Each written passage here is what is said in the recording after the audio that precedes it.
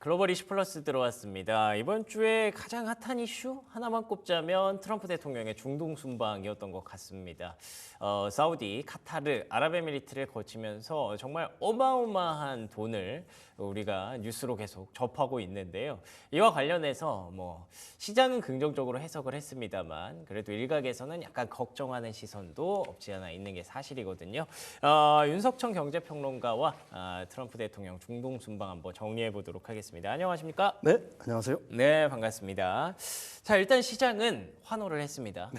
아무래도 엄청난 돈들이 얼마인지도 모르겠는 그 천문학적인 돈들이 계속 오고 가는 모습들이 있었고 실제로 엔비디아라든지 AMD 그리고 보잉까지 실제로 돈을 받기로 한 그런 기업들이 나오면서 시장에서는 좋아할 수밖에 없었는데 어떻게 보셨어요? 일단은 이념보다는 이익, 그다음에 가치보다는 돈. 이게 사실 트럼프식 그 비즈니스 방식 아닙니까? 정확한 표현이네요. 네. 그거 정확하게 그걸 갖다 달성을 일단 했다. 네. 그렇지만 속 내용을 곰곰이 따져보면은 사실 이게 트럼프의 작품이냐라는 거에 대해서는 의문의 여지가 좀 있죠. 그런가요? 사실 그 중동 국가, 특히 사우디아라비아 같은 소버린 AI를 강력히 추진했죠. 바이든 행정부 당시에. 네. 그래서 GPU 칩이라든지 가령 첨단 반도체 같은 것들을 갖다가 계속 수요들은 굉장히 많았어요. 근데 바이든 행정부에서 사실 그걸 제재를 했죠. 수출 자체를. 그렇죠. 왜 그러냐면은 그게 첫 번째로는 이제 그런 것들이 중국으로 흘러 들어갈 위험성, 그 다음에 자체 어떤 서비스 부분, 가령 챗 GPT라든지, 가령 사우디라든지 각 나라에서 소버린 AI가 발전하면은 그게 오히려 수요들이 줄어들 가능성이 있잖아요. 이런 어떤 전략적 그런 어떤 판단들 때문에 사실 수출 제한을 걸었던 거거든요. 네. 또 그렇습니다. 또 그 미국의 첨단 무기들 계속해서 사우디아라비아라든지 걸프 국가에서는 판매를 좀 해달라고 했는데 바이든 행정부에서 한사코 막았던 거죠. 이번에 파슨스가 솔루션을 갖다가 엄청나게 수출했다고 하는데 그것도 대부분 국방 관련 솔루션들입니다. 이것도 사실 미국의 어떤 국가 안보 개념 아니면 중동 질서의 어떤 틀 이걸 갖다가 그 안에서 사실은 수출을 갖다가 계속해서 제한을 했던 것들이었거든요. 그렇죠. 항공기라든지 이런 것들은 원래 필요했던 것들이니까 그렇다고 하더라도. 그러니까 이게 온전히 그 트럼프 대통령의 어떤 거래 기술을 통해서 원래 새롭게 창출된 거냐, 아니면 계속해서 수요는 있었는데 미국의 정책상 그걸 갖다가 막았던 걸 갖다가 그 막았던 방주를 갖다가 허물어뜨리고 그냥 수출을 한 거냐라는 거에 대해서는 이론의 여지가 있다 이렇게 말씀드릴 수가 있겠죠. 알겠습니다. 네. 어쨌든 시장은 좋아할 만한 그런 재료들이었다라는 점은 동의를 하셨습니다만 이게 진짜 온전히 트럼프의 공이냐에 대해서는 좀 생각해 볼 여지가 있다라고 얘기를 해주셨네요. 근데 이번에 조금 특수했던 게 원래 보통 근처에 있는 나라들을 먼저 갔는데 중동을 트럼프 대통령이 이제 취임 이후에 가장 먼저 갔다는 게 또 특수성이 있었다고 하더라고요. 이건 어떻게 보셨나요? 트럼프 대통령 같은 경우에는 원래 동맹보다는 중동을 참 좋아하시는 것 같아요. 아, 그런가요? 트럼프 2기 때도 중동을 먼저 갔고 그랬구나. 지금 2기 때도 중동을 먼저 갔잖아요. 예. 보통 미국 대통령들은 동맹, 유럽 연합이라든지 아니면 캐나다라든지 이런 나라를 먼저 가는데 지금 현재 상황에서는 트럼프 대통령이 관세 폭탄을 투하해서 관계들이 소원하잖아요. 그렇죠. 지금 가서 이렇게 눈에 띄는 가시적인 성과를 갖다가 유럽 연합이라든지 캐나다에 가서 얻을 수 있는 게 없잖아요. 예. 반면에 중동을 가게 되면은 돈이라도 돈 받아올 수 보따리, 있죠. 예. 아까도 말씀드렸듯이 방죽을 허물면서 돈 보따리를 갖다가 그냥 땡겨올 수 있잖아요. 그러니까 자신의 어떤 치적으로 일단 삼을 수 있다는 게 중동 방문의 이제 제일 첫 번째 이유일 거고요. 물론 그런 어떤 전략적인 고려가 제가 생각하기에는 생각을 했는지 모르겠어요. 근데 어쨌든 지금 중동 지역에서는 바이든 행정부 때 이제 약간 좀 척을 지면서 소원했던 관계들 그러면서 중동의 걸프 국가들이 그 중국이라든지 러시아의 관계들이 좀 개선되기 시작하면서 좀 친밀해지는 것들이 있었잖아요. 그러니까 트럼프 행정부로서는 중국에 대한 어떤 그 견제 이런 것도 어느 정도는 작용을 했을 거다. 그리고 마지막 세 번째 이유는 여러 가지 언론에 다루고 있지만 트럼프 가족 사업 사실 중동에 많이 집중이 돼 있잖아요. 그래요? 예, 그게 골프장이라든지 마철루라든지 암호화폐라든지 사실 사우디아라비아의 국부 펀드가 그 트럼프 대통령의 가족이 운영하는 펀드에 사모펀드에 20억 달러를 투자했다. 그다음에 골프장 같은 경우도 사실은 사우디가 지금 집중적으로 PGA에 대응해서 키우고 있는 LIV 그걸 갖다가 트럼프 대통령 소유의 골프장에서 연다 그런 대회들을 뭐 이런 것들이 뭐 그 작용하지 않았을까? 뭐 이런 생각을 합니다. 알겠습니다. 세 가지로 나눠주셨네요. 일단 돈보따리 받아올 수 있는 거, 받아올 만큼 받아왔고요. 그리고 또 중국을 좀 견제하는 묘하게 이제 중국이 신경이 많이 쓰일 거란 말이죠. 이런 부분들 아마 계속 얘기가 나올 것 같습니다. 그리고 가족 사업 안 갈 수가 없는 이유들이 많았네요. 트럼프 대통령이. 근데 이번에 되게 그 좀 파격적이었던 행보 중에 하나가 시리아의 제재를 완전히 한 번에 그냥 다 해제를 해버리고 그리고 이런 상황들을 보고 있는 약간 좀 적대적인 나라들 입장에서는 굉장히 좀 불안했을 것 같다는 생각도 들거든요. 예를 들면 이스라엘이라든지 어떻게 네. 보세요? 이런 부분들은? 그건 뭐 사실은 그 전형적인 트럼프의 어떤 실리 외교라고 얘기할 수가 있는 거죠. 사실 돈이 안 된다라고 하게 되면은 그 뒤에 돈이 없다라고 한다면은 트럼프가 굳이 버리는군요. 시리아에 대한 제재를 갖다가 풀었을까라는 거는 의문의 여지가 있죠. 그렇죠. 일단 사우디가 요청을 했다라고 해요. 사우디 입장에서는 이란, 그다음에 시리아, 레바논의 헤즈볼라를 하는 게 삼각축이잖아요. 예, 이 그쵸. 축을 어떻게든지 무너뜨려야지 중동의 패권 자체를 갖다가 사우디아라비아가 계속 뭐 유지할 수가 있는 거니까요. 그러니까 시리아의 마침 대통령이 새로운 대통령으로 그 당선된 사람이 뭐 당선된 건 아니죠, 사실. 예. 어쨌든 그분이 친서방적인 어떤 입장을 견지하고 있는 거니까 일단 미국 입장에서는 명분 하나만 만족을 시킨 거겠죠. 니즈가 맞았네요. 예, 그렇지만 그분 같은 경우가 사실은 과거에 그 미국이 1,000만 달러의 그 현상금까지 걸었던 사람이에요. 수배 인물입니다. 그래요? 그게 9.11 테러 당시 알카에다와 어느 정도 연을 맺었다라는 어떤 그런 의심 하에서 네. 미국이 1,000만 달러 정도 현상금을 걸고 수배했던 인물이거든요. 네. 근데 트럼프 대통령은 그런 이념, 뭐 가치 이런 거는 전혀 상관이 없다. 결국은 이제 시리아의 어떤 경제적인 가치, 시리아 역시 석유라든지 천연가스 자원이 있잖아요. 풍부하잖아요. 그쵸. 제재에 예. 밀려가지고 사실 그 개발을 못했을 뿐이지.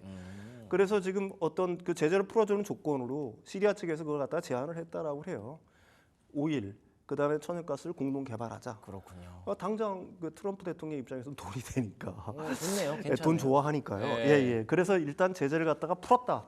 하지만 그걸로 인한 우려들은 뭐 상당하다라고 얘기할 수가 있겠죠. 뭐 이스라엘 같은 경우 당장 좀 거기에 대해서 강한 불만을 갖고 있는 것도 사실인 거고요. 그 시리아에 대한 어떤 제재를 풀고 하는 것들을 갖다가 이란도 뭐 한편으로는 좀 반대하지 않을 수도 있겠죠. 그렇겠죠. 기존에 이제 이란과 어떤 공동 대응을 하면서 사실은 이스라엘이라든지 걸프 국가들을 갖다가 견제해왔던 건데 그 한 축이 무너지는 거니까.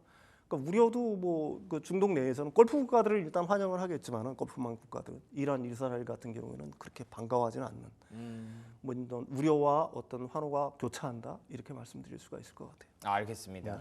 여기까지는 이제 뭐 트럼프 대통령 잘했다라는 측면에서 뭐 돈은 많이 벌었으니까라는 측면에서 얘기를 했습니다만 지금부터는 약간 이에 반해서 약간 반대적인 의견들을 한번 얘기를 해보려고 합니다. 외신에서 이런 얘기가 많네요. 너무 비즈니스만 하는 그런 대통령이 아닌가. 사실 미국의 대통령이라는 건 뭐 돈 버는 것도 중요하지만 뭐 국제 정세라든지 외교라든지 이런 부분들에 있어서 좀 유연한 모습이 필요하잖아요. 근데 네네. 그런 모습은 별로 안 보였던 것 같긴 해요. 그렇습니다. 사실 뭐 지금 그 트럼프 대통령이 어떻게 보면 순방 성과라고 하는 것들도 그 트럼프 대통령 특유의 어떤 과장된 것들이 좀 있다. 뭐 이런 비판도 일단 나오고 있죠. 그렇군요. 가령 뭐 사우디에서 6천억 달러를 받았다고 하지만 예. 사우디 포럼 측에서는 3천억 달러, 뉴욕 타임스가 추산하기로 한 2,800억 달러, 절반으로 딱 깎이는 거잖아요. 그다음에 카타르 같은 경우에는 1조 2천억 달러 경제 교류거든요. 계약이 맞아요. 아니고. 예. 그 말이 애매모호하죠. 예. 근데 그 나라의 GDP가 1년 GDP가 2,200억 달러인가요? 그러니까 6배 정도 차이가 나는 거죠. 네. 자신의 GDP보다 6배 규모의 뭐 경제 교류를 하겠다. 약간 좀 의아한 기준들이 그쵸. 사실 예. 또 있고요. 그거보다는 사실은 이런 어떤 실리 외교, 극단적인 자기 이익만 추구하는 것들이 사실은 중동을 갖다가 혼란으로 몰아넣을 수가 있는 하나의 어떤 위험성도 있어요. 일단 트럼프 대통령은 그 겉으로 얘기하기에는 중동 국가들이 자신의 운명을 스스로 개척해야 된다. 그러니까 불개입을 갖다가 천명을 했거든요. 진짜 불개입을 할지는 모르겠지만 네. 만약에 불개입을 한다라고 하면 어떻게 되겠어요? 중동 질서 자체가. 모르도 말 수도 없죠. 그 사실 네. 굉장히 큰 혼란에 휩싸일 가능성이 있는데 이런 불개입의 어떤 의사를 표명한 거는 역시 경찰 국가, 그러니까 자신들한테 이익이 되지 않는 거에는 개입을 하지, 걔네 돈 들여서 개입할 필요가 없다. 예. 계속 그 트럼프 대통령이 천명하지만 그 원칙하에서 나온 거라고 얘기할 수가 있는 건데 과연 개입을 안 할지. 그러니까 트럼프 대통령이 과연 그 이스라엘 대이스라엘 정책에서 완전히 유턴할지 뭐 글쎄요. 저는 그렇게 생각하지 않거든요. 지금도 불개입을 천명하고 있지만 가령 뭐 이란에 대한 제재라든지 아니면 이스라엘에 대한 지원이라든지 아니면 후티 반군에 대한 뭐 공격이라든지 예. 뭐 이런 것도 계속되고 있는 거 아니겠습니까? 그러니까 결국은 트럼프 대통령의 어떤 외교 정책이라는 거는 이제 제가 생각하기에 이래요. 앞에 제가 서두에서 말씀드렸죠. 어떤 가치를 중시하기보다는 결국은 자국에 혹은 자신에게 이익이 되느냐 안 되느냐에 의해서 결정이 될 거다 이렇게 보는 게 정확할 것 같습니다. 알겠습니다. 그럼 방금 조금 언급을 해주셨던 부분인데 이 액수가 너무 천문학적으로 계속 나왔잖아요. 네네네. 그럼 이런 거에 대해서 크게 우리가 믿을 건 아니라고 보시는 거죠? 이게 트럼프 대통령의 그 어떤 과장된 어법도 물론 있는 거고요. 예. 사실 이 그 걸프 국가들의 과장된 어법도 있어요. 서로 이런 걸 좋아하는 우리나라의 나라들인가 벤처 봐요. 기업에 그 사우디 국본드가 투자한다고 그랬잖아요. 카타르도 엄청나게 투자한다고 그랬잖아요. 전 정부에서. 네. 근데 그거 지금 다 유야무야 되죠. 오늘도 기사 났잖아요. 돈이 없어요. 그 지금 그 유가가 이렇게 급락하는 바람에 그러네요. 사실 그 정도의 어떤 경제적이 있는지 뭐 가령 뭐 우리나라에 투자하겠다는 거 다 맞고 미국한테 그냥 좀 거친 표현을 몰빵하겠다. 네.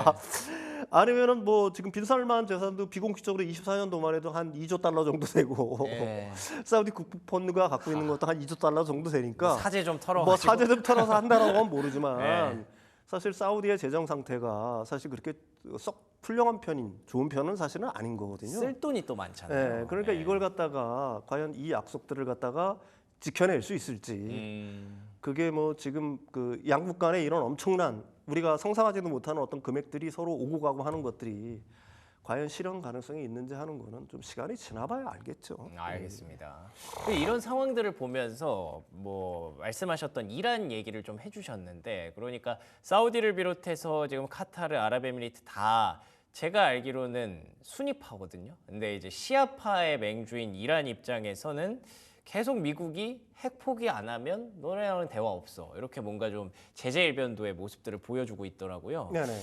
이란 입장에서 핵을 어떻게 할까요? 핵 협상에 나설까요? 글쎄요, 이란과 기존의 그 아랍 국가하고 이슬람이라고 그 이렇게 동등하게 취급하는 경향들이 있는데 앵커께서 말씀하셨듯이 이란은 시아파예요. 시아파죠. 그다음에 민족도 이게 유럽 계통입니다. 이란은. 그다음에 그 페르시아 그 제국을 건설했던 거잖아요. 거기에 대한 엄청난 자부심이 있어요. 오. 글자가 비슷해 보이지만 글자도 언어도 다 틀립니다. 아, 그래요? 그러니까 물과 불과 같은 존재예요. 사실은 이란과 걸프 국가 기존의 그 아랍 국가들하고는요. 네. 이 특성을 이해하셔야지만 왜 이렇게 이란을 갖다가 기존의 걸프 국가들이 미워하는지를 갖다가 이해하실 수가 있습니다. 그런 측면에서 사실은 걸프 국가들하고 이 친밀하게 되면 될수록 미국이 친밀하게 되면 될수록 이란을 갖다가 제재해서 미국이 풀고는 싶을 거예요. 예. 왜? 이란이 갖고 있는 그 천연자원 엄청나요. 아, 그래요? 오일은 매장량의 세계 4위, 천연가스 2위, 히토리 엄청나고 있죠. 금도 중동 지역에서 제가 알기로는 제일 많아요. 그 잠재력이 엄청난 나라입니다. 그러네요. 또 중동의 정중앙에 딱 이게 위치해 있기 때문에 그게 군사적인 요충지일 뿐만 아니라 물류, 에너지의 어떤 통로로 남아시아, 그다음에 그 동아시아, 그리고 유라시아, 그다음에 유럽, 중동까지 다 하는 사통팔달의 교통 요지인 겁니다. 최고네요. 이 잠재력이 깨어나기 시작하면 엄청난 거예요. 오. 그러니까 걸프 국가들은 이걸 갖다 한사코 막고 싶겠죠. 왜 그러면 걸프 국가들은 대부분 왕정 체제잖아요. 이란은 물론 이슬람 그 최고 지도자가 위에 있지만 공화국 아닙니까? 그러니까 이런 어떤 혁명의 수출 이런 것도 굉장히 두려워하는 거고요. 예. 그러니까 말이 이상하게 엇나갔는데 사실은 그 미국 입장에서는 팔레미 왕조 때처럼 1979년 이란 혁명 이전 때처럼 이란과 친하게 지내고는 싶을 거예요. 왜 그러면 그 나라에 갖고 있는 그 잠재력들이 있는 거니까. 근데 그걸 갖다 걸프 국가들이 막고 있는 거지 않습니까? 이스라엘도 막고 있는 거고요. 그러면은 이 예, 핵협정 얘기가 나오는 게 트럼프 입장에서도 아, 핵만 좀 포기해봐. 약간 이렇게 설득을 하고 있는 두 거예요. 가지를 요청하고 있는 거죠. 핵만 포기해. 그다음에 이스라엘을 인정해. 아, 예, 근데 이란은 한사코 이스라엘이 인정하지 않는 거고요. 걸프 국가보다 더하게. 예. 그다음에 핵도 그 걸프 국가들이라든지 이스라엘들이 자신을 적대시하는 것들을 갖다가 완전히 그 어떻게 보게 되면 버리지 않는 이상 방어 카드죠. 본인은. 이란 입장에서는 그걸 갖다 쉽게 포기할 수 그렇죠. 없다. 뭐 이런 카드라고 얘기할 수가 있는 거죠. 그러니까 두 접점을 찾기가 굉장히 어려울 것 같아요. 제가 그렇군요. 보기에는. 예, 예. 그러면은 뭐 이제 미국 입장에서도 니즈는 분명히 있는데 이란과 그 카드가 안 맞아서 이게 계속 교착 상태에 빠질 가능성이 높고 누군가가 전격적으로 무언가를 한번 접어주면은 또 그 시장이 열리면서 되게 큰 잠재력이 폭발할 수도 있는 어떻게 보면 호재성과 악재성을 동시에 갖고 있는 그런 재료라고 이란은 계속 봐야 될 것 같습니다. 얘기를 하다 보니까 벌써 마칠 시간이 거의 다 돼서 그러면은 뭐 간단하게 트럼프 대통령이 이번 중동 순방에 대해서 평론가님이 평가하는 뭐 점수라든지 이런 부분들을 얘기해보고 마무리할까요? 제가 미국인들이라고 그러면은 보수 진영 쪽에서는 엄청나게 박수를 칠 거예요. 그러니까 한 60점 정도는 될 거라고 보는 거고요. 그렇지만은 타국 입장에서 본다라고 하게 되면 이런 완전한 어떤 이익만 돈만을 쫓는 외교 정책 이게 과연 세계 질서를 갖다가 일시 어느 순간에는 혼란에 몰아넣을 수 있는 가능성이 충분히 있다.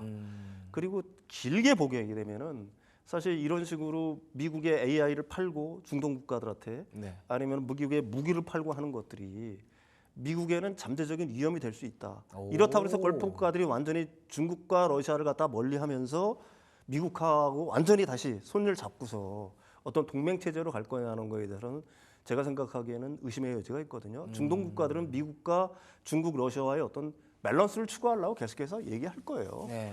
그런 측면에서 단기적인 이득은 크겠지만 장기적으로 이게 과연 미국한테 이득이 될 거냐는 거는 별개의 문제다. 뭐 저는 그렇게 생각을 합니다. 알겠습니다. 뭐 만약에 이제 미국의 공화당 측의 입장이라고 하더라도 평론가께서는 60점 정도밖에 주지 않으셨어요. 그렇다는 거는 분명히 뭔가 좀 생각해 볼 여지가 있고 아쉬운 부분이 분명히 있다라는 것 같고요. 저희가 얘기했던 내용에서는 일단 액수가 너무 천문학적이다 보니까 이게 진짜 실현 가능한 액수겠느냐라는 점이 첫 번째 포인트였고 AI를 이렇게 중동에 퍼줬을 때 미국이 맞게 될 부메랑은 없을까? 정말 중동이 중국과 러시아를 다 끊고 미국이랑만 친하게 지낼까라는 거는 오히려 또 다른 뭐 호랑이 새끼를 좀 키워주는 그런 측면도 한번 생각을 해볼 여지는 있을 것 같네요. 뭐 무튼 일단 시장은 웃어줬고요. 앞으로의 걱정은 또 다음 주에 또 해도 늦지 않을 것 같습니다. 지금까지 윤석천 경제평론가와 함께 오늘 얘기 나눠봤습니다. 오늘도 좋은 말씀 고맙습니다.